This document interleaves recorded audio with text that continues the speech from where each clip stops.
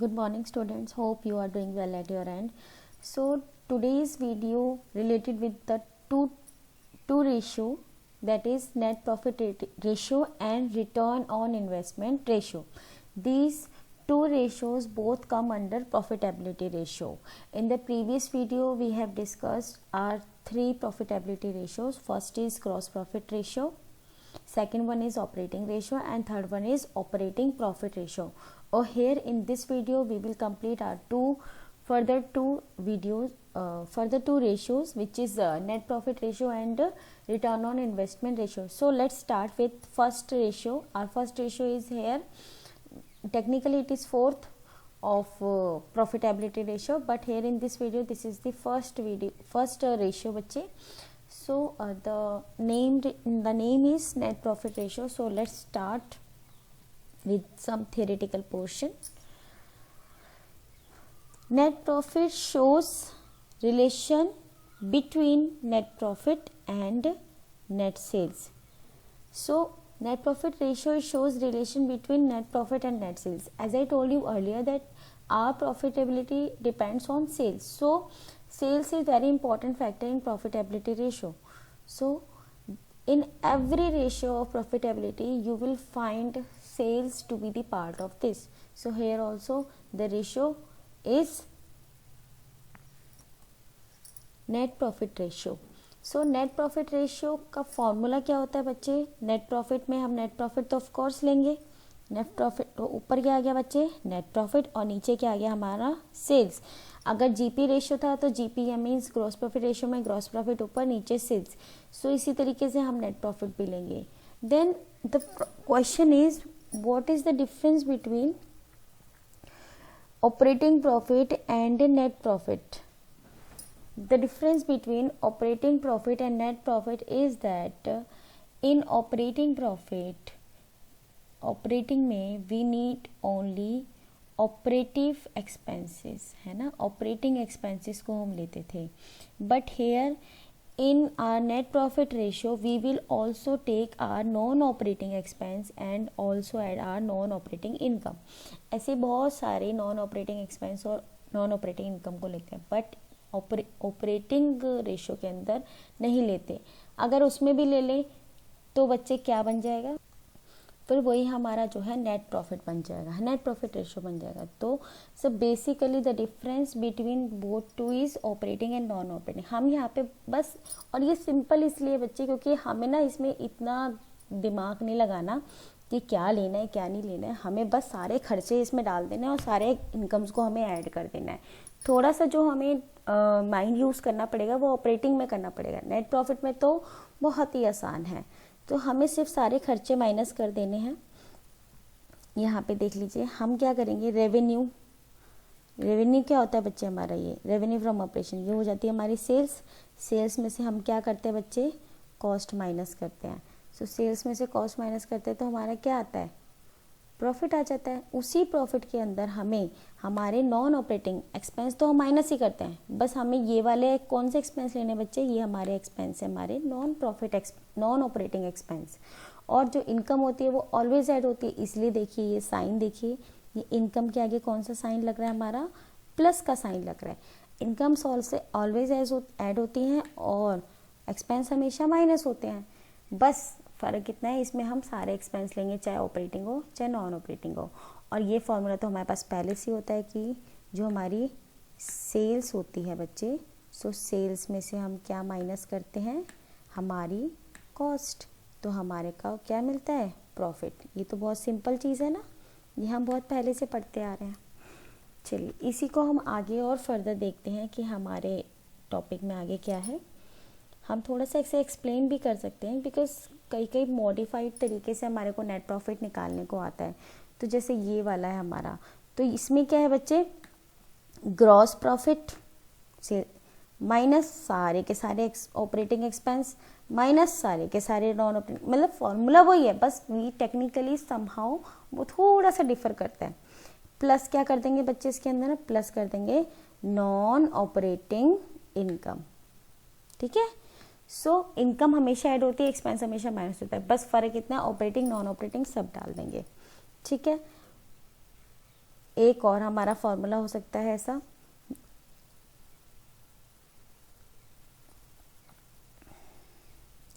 इसमें हम operating profit जो हमने लास्ट क्लास में निकालना सीखा था उसमें हम नॉन ऑपरेटिंग एक्सपेंस और माइनस कर दो। दिमाग ही नहीं लगाना है बच्चे, क्यों? क्योंकि बहुत इजी है। रीजन बीइंग एक्सपेंस तो हमेशा माइनस ही होते तो हम माइनस ही करेंगे, है ना। एंड नॉन ऑपरेटिंग इनकम हमेशा ऐड होती है तो हम ऐड कर देंगे। अगर हम ज़्यादा सोच विचार के हम कोई चीज़ याद करते हैं तो हम डेफिनेटली भूल जाते हैं, बट अगर हम इस तरीके से याद करते हैं तो हम कभी नहीं भूलते, बस हम रिमेंबर रखते हैं। कुछ दो इम्पॉर्टेंट पॉइंट है। So this ratio indicates the percentage of net profit to revenue from operation. जो हमारा फॉर्मूला है वो भी यही है, नेट प्रॉफिट अपॉन सेल्स। तो क्या रिलेशनशिप दिखा रहा है बच्चे? यही रिलेशनशिप दिखा रहा है किसके बीच में? प्रॉफिट, नेट प्रॉफिट और सेल्स के बीच में। Generally higher ratio indicate higher profitability. अब हम ये तो प्रॉफिट है ना, तो प्रॉफिट कैसा अच्छा होता है? Higher. Higher the ratio the better it is. So higher profit हमेशा बच्चे क्या होता है? बहुत अच्छा होता है। ठीक है। सो अब हम बात करते हैं कुछ न्यूमेरिकल्स की।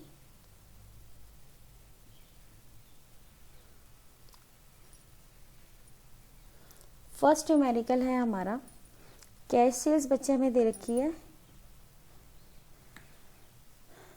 2,20,000। क्रेडिट सेल्स हमें कितनी दे रखी है? 3 लाख। सेल्स रिटर्न दे रखा है, नेट सेल्स निकल जाएगी cash sales plus credit sale minus sales return करके। हमें ग्रॉस प्रॉफिट दे रखा है, फॉर्मूले में मैंने आपको ग्रॉस प्रॉफिट वाला फॉर्मूला भी बताया है, 1 लाख रुपीज़। ऑपरेटिंग एक्सपेंस हमें दे रखे हैं 25,000। नॉन ऑपरेटिंग इनकम आपको दे रखी है। इनकम हमेशा क्या हो जाती है बच्चे? ऐड हो जाती है।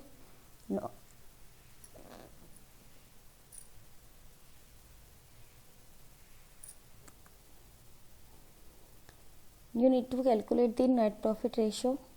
So just have these look at the solution of the question बच्चों। नेट प्रॉफिट हमें कितना, हमें कैसे निकालना है? मैंने आपको जस्ट बताया ना, हमें सारे खर्चे माइनस करने हैं, चाहे वो ऑपरेटिंग हो चाहे नॉन ऑपरेटिंग हो।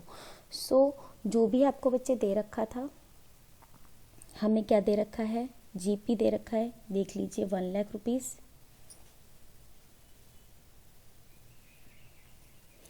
ऑपरेटिंग एक्सपेंस हमें गिवन है 25,000। Non operating income 30,000, 5,000।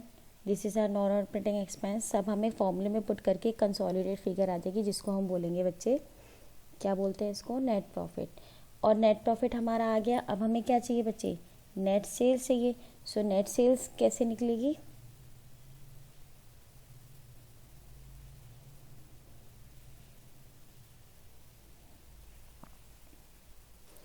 Net sales हमारी निकलेगी cash sales plus credit minus sales return. This is our cash sales, credit sales, sales return. फॉर्मूले इसमें हम पुट कर देंगे values and we got 5 lakh rupees. So here formula हमारा complete हो गया है। अब what we do? We just need to put all these value in formula. So formula क्या होगा बच्चे? Net profit upon sales into 100। तो हमारे नेट प्रॉफिट कितना है बच्चे? नेट प्रॉफिट है हमारा 1 लाख। ये हमने निकाला था यहाँ पे 1 लाख अपॉन में सेल्स हमारी कितनी है? 5 लाख इंटू 100। कितना हो गया बच्चे? 20%। ये वाली रेशो भी हमारी बच्चे किस में आती है? परसेंटेज में हमारी ये रेशो आती है, क्योंकि हम कौन सी रेशो कैलकुलेट कर रहे हैं? We are doing our profitability ratio. Hope student आपको क्वेश्चन समझ में आया हो। So let's move to another example.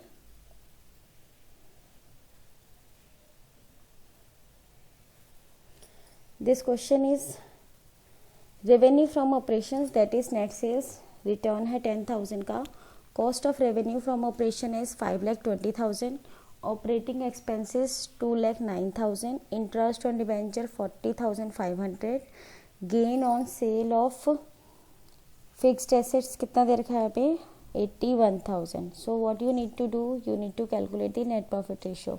देखिए हमें नेट सेल्स तो दे रखी है, तो उसकी तो कोई टेंशन वाली बात ही नहीं है ना, और हमें रिटर्न भी दे रखी है 10,000 रुपीज़। वैसे तो नेट सेल्स हमेशा रिटर्न के बाद ही होती है, ये बात हमेशा आप ध्यान रखिए, हमें कंफ्यूज करने के लिए भी कई बार क्वेश्चंस में कई चीज़ें दी होती हैं, ठीक है। So let's move to the solution of the question. हम क्या करेंगे, नेट सेल्स हमें दे रखी है 8,20,000, तो हम इसमें से रिटर्न हमें माइनस करने की ज़रूरत नहीं है। Net sales minus cost of goods sold, cost of goods sold हम माइनस करेंगे तो बच्चे हमारे पास क्या आ जाएगा, we will get our gross profit. Gross profit कितना हो जाएगा हमारा, 8,20,000 क्या था बच्चे हमारा, 8,20,000 हमारा था सेल। हम ये नेट ऑलरेडी नेट गिवन है, तो हम रिटर्न माइनस नहीं करेंगे, ये बात हमेशा ध्यान रखना, इसमें हमें रिटर्न माइनस करने की ज़रूरत नहीं होती है। उसके बाद 820 माइनस 5,20, 520 हमें which is also given in the question. देख लीजिए ये क्वेश्चन में गिवन है 5,20,000, यही तो होता है हमारा cost plus profit is equal to sales होता है। अब हमें क्वेश्चन में अगर सेल्स गिवन है तो लिख दीजिए, कॉस्ट गिवन है तो लिख दीजिए, क्या प्रॉफिट आ जाएगा, उसी फॉर्मूले से प्रॉफिट आया है। हमें इधर उधर हम अगर फॉर्मूले को अलजेब्रे की तरह सॉल्व करते हैं तो definitely we will get answer. So फॉर्मूले हमें जो बेसिक वाले हैं वो हमें याद रखने पड़ेंगे। कितना आ गया ये, ₹3 लाख। सो ग्रॉस प्रॉफिट से हमें क्या निकालना है बच्चे, नेट प्रॉफिट। तो ग्रॉस प्रॉफिट में से सारे एक्सपेंस तो हम माइनस कर देते हैं। हम इंटरेस्ट ऑन डिबेंचर्स हमारा एक्सपेंस है, हमें पे करना पड़ता है, जैसे ये ऑपरेटिंग एक्सपेंस है माइनस हो जाएगा। इंटरेस्ट ऑन डिबेंचर्स है, ये भी हमें पे करना पड़ता है क्योंकि ये हमारे लिए बच्चे क्या है, लाइबिलिटी है ना। एंड जो gain on sale of fixed asset, ये हमारा ऑपरेटिंग खर्चा नहीं है, रोज रोज हम फिक्स्ड एसेट बेच के हम प्रॉफिट नहीं कमाते हैं, लेकिन क्योंकि हम यहाँ पे नेट प्रॉफिट कैलकुलेट कर रहे हैं तो हम यहाँ पे सब चीज़ों को बच्चे क्या करेंगे, कंसिडर। और क्योंकि ये प्रॉफिट है तो ऑब्वियसली ऐड हो जाएगा, और अगर लॉस होता तो क्या हो जाता बच्चे, माइनस हो जाता, plus profit on sale of fixed asset. ठीक है, तो क्या हमें दे रखा है, ऑपरेटिंग एक्सपेंस अभी मैंने आपको ऊपर बताया। ग्रॉस प्रॉफिट तो हमारा 3 लाख आया। Operating expense given in the question 209,000। Interest on debentures हमें दे रखा है 40,500, ये रहा। और गेन ऑन सेल 81,000। ये फिगर्स हमने यहाँ से निकाली हैं, और बाकी ये वाला तो हमने जीपी ऊपर कैलकुलेट किया था यहाँ पे। ठीक है, so do not get confuse with any figures. Next एक कंसोलिडेट फिगर आ जाएगी 1,35,000। अब जो 1,35,000 है बच्चे,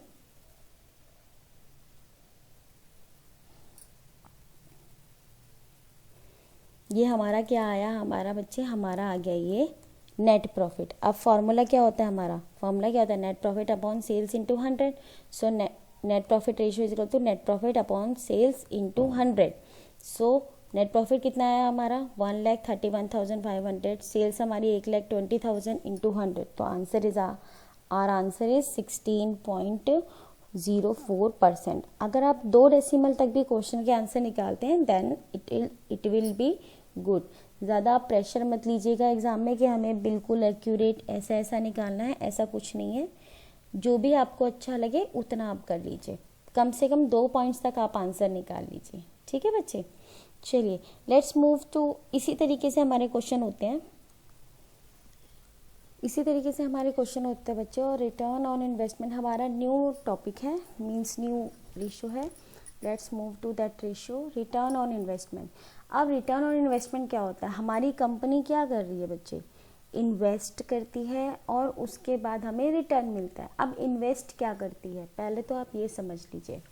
देखिए हम अपनी कैपिटल को इन्वेस्ट करते हैं, किसको इन्वेस्ट करते हैं, हम अपनी कैपिटल को इन्वेस्ट करते हैं। हम जो भी बाहर से लोन लेते हैं, कोई भी हमारी लोन है, लॉन्ग टर्म बोरिंग्स है, बैंक से लोन ले, डिबेंचर्स इशू करते, ये सारा बच्चे क्या है हमारा, ये सारा का सारा पैसा है जो हम बोरो कर रहे हैं। पर हम किस लिए बोरो कर रहे हैं, सो दैट हम आगे बढ़े अपने ऑर्गेनाइजेशन में, आगे इसको और इन्वेस्ट करें। इसीलिए जो ये वाले सारे आइटम होते हैं इनको हम इंक्लूड करते हैं। क्या है ये? हमारी सारी इन्वेस्टमेंट। ये पैसा वैसे हम बोरो करते हैं बट लगाते तो हैं बिजनेस के अंदर, इसलिए इसको बोलते हैं रिटर्न ऑन इन्वेस्टमेंट और रिटर्न ऑन कैपिटल एम्प्लॉयड। ये अब ज़रूरी नहीं है जिसके ज़रूरी नहीं है बेटा जिसके नाम में कैपिटल हो वो ही कैपिटल है। आप capital employed includes are capital of the company, right? Capital plus debentures plus lone जो भी हम कैलकुलेट करते हैं। मीन्स बच्चे अगर मैं आपको बहुत ही सिंपल लैंग्वेज में बताऊं तो एक चीज़ आप ध्यान रखिए। Let's move to the other side for this.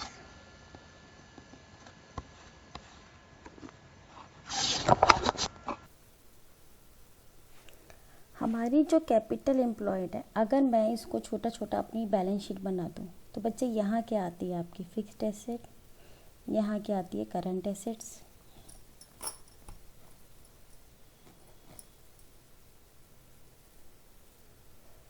यहाँ क्या आती है? आपकी कैपिटल, नॉन करंट लायबिलिटीज़, और यहाँ आती है आपकी करंट लायबिलिटीज़। तो बच्चे आप सिंपल समझ लीजिए हमारी जो कैपिटल एम्प्लॉयड है वो ये दोनों है, ये सब नहीं है, है ना? जो ये दोनों आइटम है हमारे, यही हमारा कैपिटल एम्प्लॉयड है। Means capital plus non current liability दोनों मिलके हमारे को कैपिटल एम्प्लॉयड बनाते हैं। यही चीज़ आपको कंसीडर करते हुए जो है फॉर्मूले के बारे में सोचना है, क्योंकि कई बार हमें कई अदर चीज़ें दी होती है और हम कंफ्यूज जाते हैं कि हमें क्या लेना है। तो बेसिक जो हमारा कंसेप्ट है बच्चे वो यही है कि ये हमारा कैपिटल एम्प्लॉयड हम मानते हैं आखिर किसको है कैपिटल एम्प्लॉयड। चलिए let's move to the theoretical portion.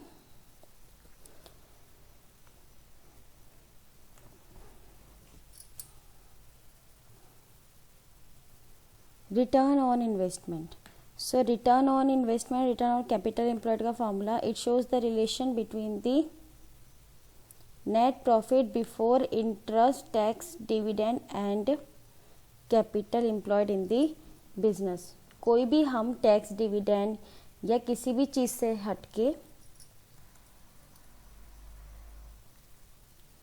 Net profit before interest, tax and dividend and capital employed of the business, किसी भी तरीके का प्रॉफिट हो लेकिन उस पर ना तो क्या हमारा कैलकुलेट हो इंटरेस्ट कैलकुलेट हो, अभी बिफोर है, आफ्टर नहीं है, आफ्टर मतलब बाद में, पर हमें इंटरेस्ट से पहले, टैक्स से पहले, डिविडेंड से पहले वो वाला प्रॉफिट को हमें कंसिडर करना है बच्चे। उसको हमें क्या लिखना है? हमें उसको लिखना है ऊपर, और कैपिटल एम्प्लॉयड हमारी नीचे आ जाएगी इनटू में 100, बिकॉज हम क्या करते हैं, हम कैपिटल एम्प्लॉयड का फॉर्मूला निकाल रहे हैं। Means return on capital employed तो आना बच्चे ज़रूरी है ना, इसलिए सो हमें 2-3 तरीके हैं। Capital employed by liability approach, इसका मतलब है लायबिलिटी साइड से। तो मैंने जैसे आपको बताया क्या आता है लायबिलिटी, अगर आपने पढ़ा हो चैप्टर नंबर 1 में, तो जो भी हमारा शेयर कैपिटल है, share capital, reserve and surplus को प्लस कर दीजिए, minus non trading investment. Non trading investment वो इन्वेस्टमेंट होती है which is not done for trading purpose, ठीक है? ट्रेडिंग पर्पस के लिए अगर हम ऐसी इन्वेस्टमेंट जो हमने अपने बिजनेस को बढ़ाने के लिए, ट्रेडिंग पर्पस मीन्स जैसे मान लीजिए मेरा कोई बिजनेस है और सेल एंड परचेज का, गारमेंट्स का, उसी को आगे बढ़ाने के लिए मैंने ट्रेडिंग पर्पस के लिए मैंने कोई इन्वेस्टमेंट की, तो वो पैसा मैं जब भी विड्रॉ करूँगी तो वो मैं अपने ट्रेड में ही लगाऊंगी। तो अगर ऐसी कोई इन्वेस्टमेंट है जो मैंने ट्रेडिंग पर्पस से नहीं किया, वो मैं यहाँ पे नहीं कंसिडर करूँगी। एंड प्लस कर देंगे हम नॉन करंट लायबिलिटी, और करंट लायबिलिटी हम कभी भी कंसिडर नहीं करते हैं बच्चे, ठीक है? नेक्स्ट है हमारा capital employed is equals to share holder fund plus non current liability, जो मैंने आपको अभी बताया ही था, है ना? ये वही वाला है। अब हम एसेट की तरफ से जाएंगे, तो एसेट की तरफ से हम सारी एसेट्स लेंगे लेकिन करंट लायबिलिटी उसमें से माइनस कर देंगे। तो देखिए ये सारी एसेट्स में कौन कौन सी एसेट्स आती हैं, अगर आपको बैलेंस शीट याद है तो आप बहुत आसानी से कर पाएंगे। पहली आती है हमारी फिक्स्ड एसेट, टेंजिबल इंटेंजिबल दोनों। नॉन करंट इन्वेस्टमेंट वो भी ऐड कर देंगे। बस इसमें क्या एक्सक्लूड करना है, जब मैंने ऊपर आपको बताया नॉन ट्रेडिंग इन्वेस्टमेंट को हटा दीजिए। Long term loans and advance ये भी आपके बैलेंस शीट में गिवन है। ये सारी चीज़ें कहाँ पे बच्चे, ये हमारी असेट साइड में होती हैं। प्लस हम इसमें क्या कर देंगे बच्चे, करंट एसेट्स को प्लस कर देंगे, और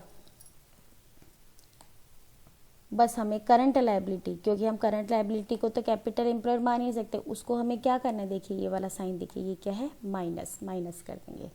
ठीक है बेटा, फॉर्मूले के अंदर और अदर चीज़ें,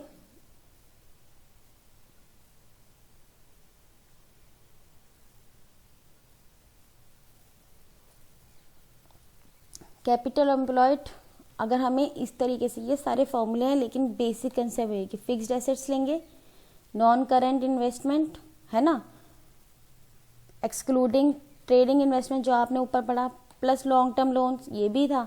अब वर्किंग कैपिटल क्या होता है, वर्किंग कैपिटल क्या होता है, current assets minus current liabilities, यही होता है। तो करंट एसेट तो प्लस करते हैं, करंट लाइबिलिटी माइनस, बस ऊपर वाले फॉर्मूले को थोड़ा सा मॉडिफाई किया है।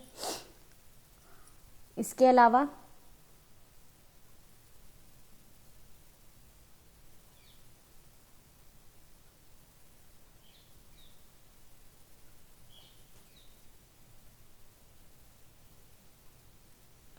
अलावा हम और तरीके जो है हमारे वर्किंग कैपिटल के ही हमने और डिफरेंट तरीके देखे हैं। ये क्या है,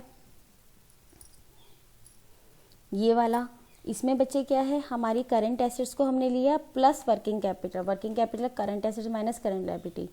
इसमें हमारी टोटल एसेट्स में से हम माइनस कर देंगे करंट लायबिलिटी, जो भी मैंने आपको बताया कि भाई हम एसेट साइड पूरी लेंगे लेकिन करंट लायबिलिटी हटा देंगे। ठीक है, तो जो जैसे मैंने आपको बताया सिंपल तरीके से, फिर भी मैं एक बार आपको रिपीट कर देती हूँ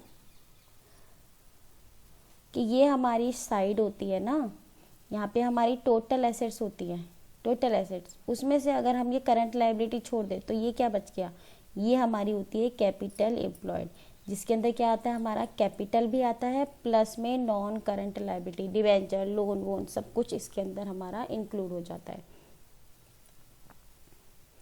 चलिए next,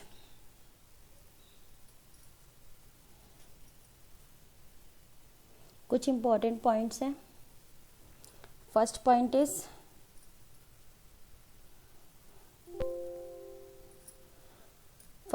is this ratio indicates the percentage of net profit before interest and tax and dividend. इसका जो रिलेशन है वो net profit before tax and dividend है, किसके साथ है बच्चे, कैपिटल एम्प्लॉयड के साथ है। This ratio is considered as best measurement of the overall performance of the enterprise. ठीक है, क्योंकि इसी से पता चलता है कि हमारी जो परफॉर्मेंस है बच्चे वो कैसी जा रही है। ऑब्वियसली जैसे प्रॉफिटेबिलिटी रेशियो में ये अच्छी बात ही बता रहा है ना, रिटर्न ऑन इन्वेस्टमेंट, जितना आपका रिटर्न ऑन इन्वेस्टमेंट बच्चे कैसा होगा, हायर होगा, ये रेशियो उतनी ही अच्छी कहलाएगी आपके लिए। So higher the ratio the better it is. Next,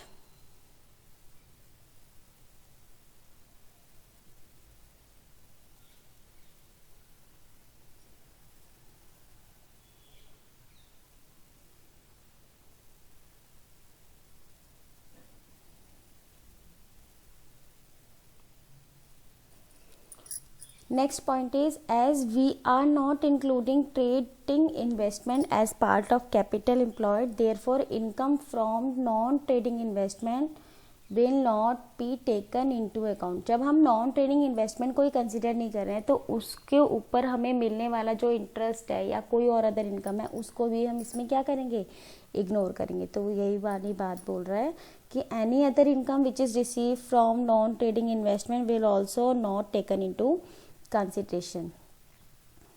ठीक है बच्चे, चलिए फिर हम इसके बाद हम करते हैं इसके फॉर्मूले, इसके जो रिलेटेड क्वेश्चन है। Let's move to the practical part of the question.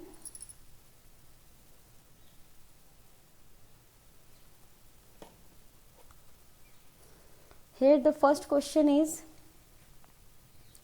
Net profit before interest and tax हमें दे रखा है 2,50,000, कैपिटल एम्प्लॉयड हमें दे रखी है 10 lakh, calculate return on investment.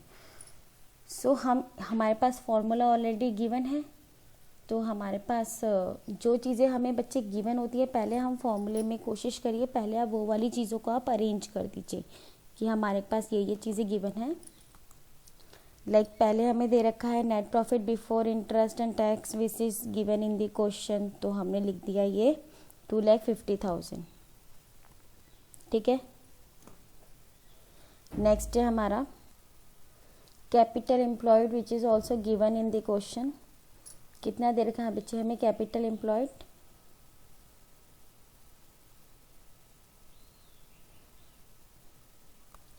10 lakh which is taken from the question बच्चे।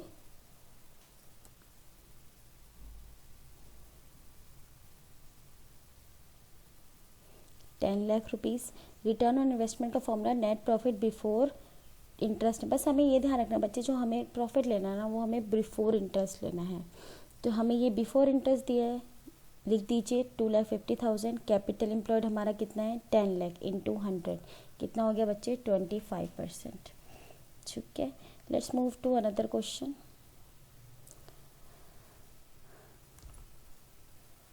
Y limited profit after interest and tax was 1 lakh. ये after हमें दे रखा है।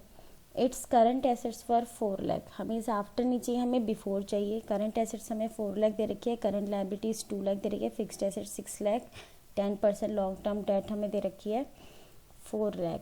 रेट ऑफ टैक्स हमें दे रखा है बच्चे 20%, and you need to calculate the return on investment of Y limited.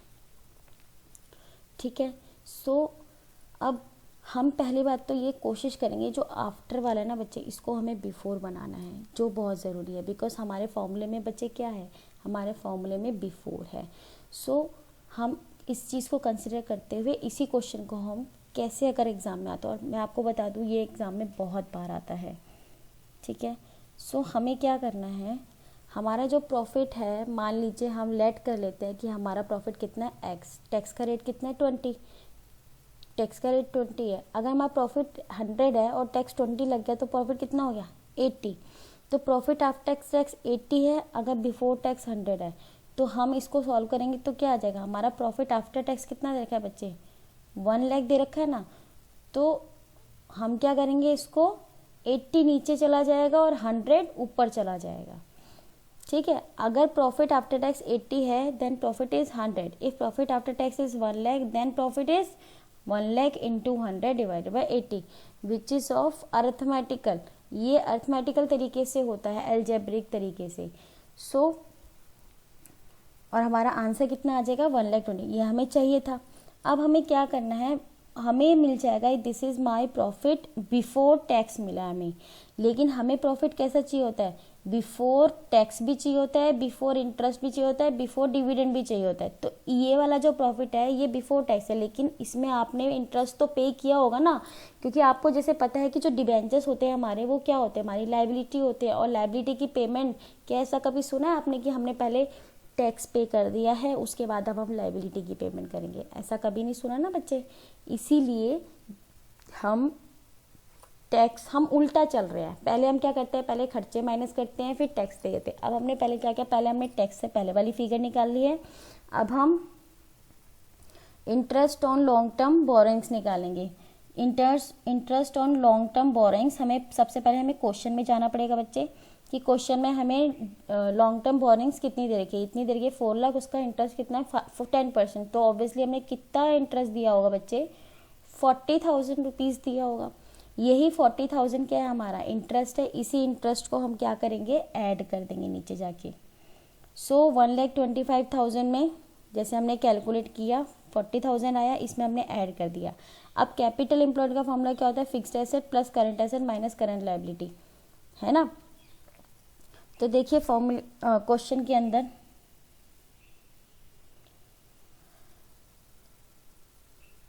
अंदर हमारे को फिक्स्ड एसेट दे रखी है, करंट एसेट दे रखी है, करंट लायबिलिटी। तो हम क्या इन तीनों से हम बहुत आसानी से निकाल नहीं सकते, निकाल सकते हैं।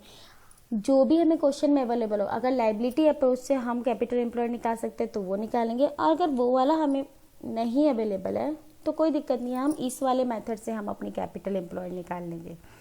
ठीक है, क्योंकि फॉर्मूले तो मैंने आपको सारे बता दिए हैं, लेकिन बेसिक फार्मूला वही है जो मैंने आपको शॉर्टकट में बताया ना वो। इसके बाद हम क्या करेंगे बच्चे, फॉर्मूले में पुट कर देंगे। तो क्या फॉर्मूले में पुट करने के बाद हमारा आंसर क्या आया, 8 लाख। अब हमारा परसेंटेज क्या है, रिटर्न ऑन इन्वेस्टमेंट कितना है, ये क्या था हमारा, net profit before interest before tax, और ये क्या है हमारा अपॉन में कैपिटल एम्प्लॉयड इनटू 100 कितना आ गया 20.625, जिसको हम अप्रॉक्सीमेटली इतना लिख सकते हैं। This is how your question of return on capital employed was done.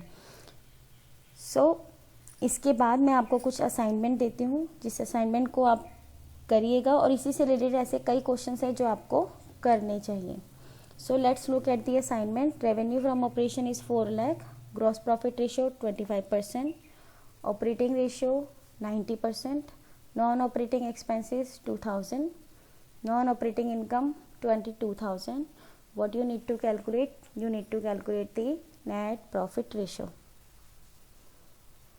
Revenue from operation, second question is revenue from operation is 4 lakh, gross profit ratio 25%, operating ratio 90%, non-operating expenses 2000, non-operating income 22,000. And what you need to calculate? You need to calculate the net profit ratio. I hope student आपको समझ में आ गया होगा। ऐसी तरीके के जितने भी क्वेश्चन है आप प्लीज़ अपने घर पे करिए, प्रैक्टिस करिए, and all the best for your CBSE board. Thank you.